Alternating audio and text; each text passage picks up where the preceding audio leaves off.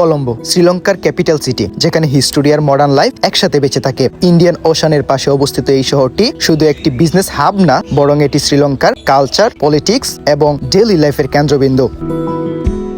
High, আমি রনি। আজকে explore করব কলম্বোকে। সিটি ট্যুরের প্রথম দিনটা শুরু হয় ব্রেকফাস্ট দিয়ে, আর যেটা ছিল বাফেট সিস্টেম। আমাদের গাইড মোহাম্মদ, যিনি আমাদের আজকের দিনটা ঘুরে ঘুরে দেখাবেন এবং ক্যান্ডিতে নিয়ে যাবেন। পরবর্তী ক্যান্ডির দিনগুলো উনি আমাদের সাথে থাকবেন। অমায়িক একজন মানুষ যাকে পেয়ে আমাদের ট্যুরটা আরো সহজ হয়ে গিয়েছিল। আল্লাহর নাম নিয়ে শুরু করছি আমাদের সিটি ট্যুরের যাত্রা। ইন্ডিয়ান ওশানের পাশে অবস্থিত এই শহরটি যেন এক স্বর্গরাজ্য। কলম্বোর ইতিহাস জানতে হলে আসতে হবে ইন্ডিপেন্ডেন্স স্কোয়ারে। এই জায়গাটি শ্রীলঙ্কার ফ্রিডম স্ট্রাগলের একটি গুরুত্বপূর্ণ স্মৃতি বহন করে আছে। আজ এটি শুধু শান্তপূর্ণ পরিবেশ আর আর্কিটেকচারের জন্য পরিচিত।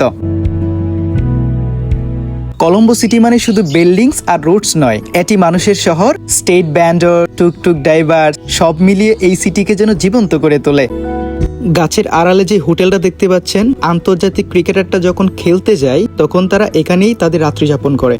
এরপর আমরা একে একে এক্সপ্লোর করলাম কলম্বোর সবচেয়ে গুরুত্বপূর্ণ স্থাপনাগুলা, যেমন ইউএস এম্বাসি, সবচেয়ে বড় ক্যাসিনো, টুইন টাওয়ার সহ আরো অনেক কিছু। ব্রিটিশদের তৈরি করা বিল্ডিংগুলা যেন এই শহরটাকে আরো সুন্দর করে সাজিয়ে রেখেছে।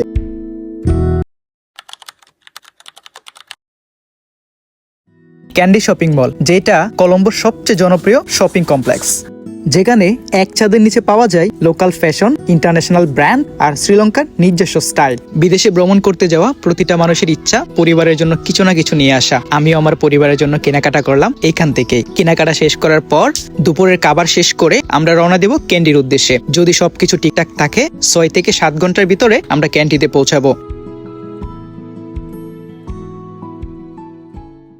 আজকের ভিডিওটি এই পর্যন্তই। দেখা হবে নতুন কোনো ভিডিওতে, নতুন কোনো ব্লগে। সেই পর্যন্ত সবাই ভালো থাকবেন, সুস্থ থাকবেন। আর হ্যাঁ, অবশ্যই আমার পেজ এবং ইউটিউব চ্যানেলটাকে সাবস্ক্রাইব করে দেবেন, সাথে টিকটক আইডিটাকেও। ধন্যবাদ।